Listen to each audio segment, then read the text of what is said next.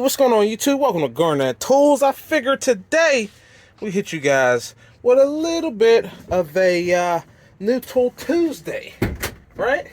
So it's actually a little bit of a Harbor Freight haul because I walked in there, needed extensions, wound up getting some other things that I found pretty interesting. So that was this extension set is actually pretty nice. Knurling, see if we can get a good look at that. Knurling actually provides a really good grip on each of these. You get 5 pieces here. If I could find the box somewhere. There she is, right there. You get 2, 3, 5, 8, and 12, right? Lifetime warranty, guarantee, whatever they want to call it. Chromoly. Yeah, they're just a set of extensions. I don't know how hard you got to work to sell a set of extensions. If you need them, you need them, and if you don't, you don't. So that was that. 50 bucks in, drained out of my bank account right there. Now, and continuing with Harbor Freight's copying ass theme, right? Because they are getting pretty deep into the plagiarism here. Is this flexible parts tray, right?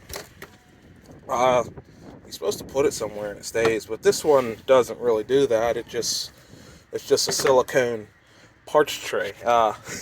But this is blatant ripoff. But I picked it up because I saw something interesting. As you can see, that kit, the parts on that, the tools in that tray look pretty familiar. And that's because they are the tools pretty much in this Facom kit. I already did a review of this. I'll put a card or whatever up in the corner somewhere. Link to that in the description as well. But yeah, you can pick that set up from, I think, Vim or Tone and a bunch of other companies. You could pick that same setup, but apparently if you go on Harbor Freight's website, this is something they now sell in a kit that looks very similar to this one. So in continuing with their theme of blatant plagiarism, they have this tray, which is the Grypmats or whatever they're called. I don't remember the specific name. But then you have that set, which I'll pick up and compare if you guys want to once they're available in my area. But then you also have this guy, which is actually a curious case because I have the snap-on version of this and it is nowhere near as nice. So as soon as I rip this thing out the case, it's to kick it all off, the Braun pocket floodlight 750 lumen. Don't know how true that is. You can, I guess, hit up Torque Test channel and they'll tell you how true claims usually are from Braun. I don't know, but it definitely seems to be pretty bright. The magnet, very strong. But one thing that struck me as soon as I opened this is this thing is quality. You got this piece back here. It's an aluminum housing. Did not expect that. It literally stopped me in my tracks as soon as I opened it because my snap-on version of this is plastic. So you have the button right there, and look at that. Battery indicator. Downside though, it is going to be a USB micro for charging, but that little gasket there actually pushes down in there, probably makes it a little water resistant, or that port at least is watertight. But yeah, this thing is pretty nice. The rubber, albeit it's yellow, so it's going to show a lot of, anytime you touch it with dirty hands, it's going to get really dirty and nasty. But it does feel like quality rubber on there. The detents are pretty nice, and that magnet is strong. This is one of the nicest Braun lights I've ever come across. With the only downside I see is that this light doesn't dim like a snap-on does. So you have to keep pressing the buttons. Whoa, it's pretty windy. But you have to keep pressing this button to change your brightness levels. With snap-on, you would just hold it and it would dim like that. But listen, this is pretty nice for what, the 40 bucks you pay for it. Very decent. The other downside is that USB micro. Wish it was C. And this even has the feature where it'll remember your settings, so you don't have to cycle through to turn it off. You just press the button again to turn it back off. It turns back on, I think, in the same setting. So we'll put it on high, leave it sit there for a second, and then turn it directly off. And will it turn back on in high? No. Turns back on in low.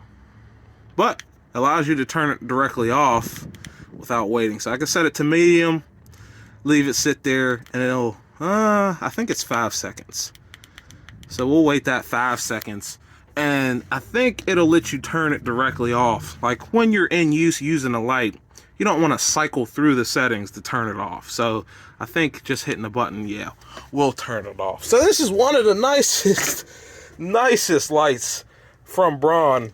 You got the aluminum housing, nice ABS plastic, decent light. Probably the nicest thing, one of the nicest things I found in Harbor Freight of recent. And what I mean by they're copying, if you guys haven't seen already, they're flush cuts that are literally identical to Snap-ons.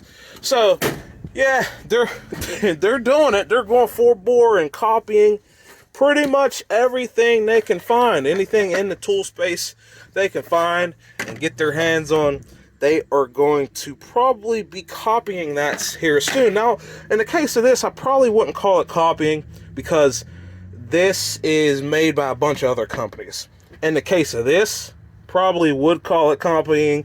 And definitely in the case of that Flex, that parts tray, and for absolutely positively sure that's copying on those flush cut pliers that are the same as Snap-on. Like there's literally no excuse. They can't excuse the amount of copying they did to that. So they're just I don't know, maybe what I'm saying here is expect more from them. One thing I will say about this is that it did not fit in the drawer I wanted it to, so I had to do a little bit of rearranging here. Give you a nice little shot of this. Look at that. That's my socket drawer, or my top till where I keep all my sockets. And I had to put my extensions up there and move all the 1/4-inch stuff into a drawer, which I actually kind of like it better this way, when I just reach to the drawer for 1/4-inch, and everything else is up here, screwdrivers over here. So we'll see how we can make that work. We'll run it like this and see how I like it. But hey, that's it. That's all I have for you. If you like, you can check out my Twitter and Instagram if you're interested. You can also check out my affiliate links, which are down below. Thank you guys for watching. I really do appreciate it. Make sure you like, comment, subscribe. See you in the next one. Peace.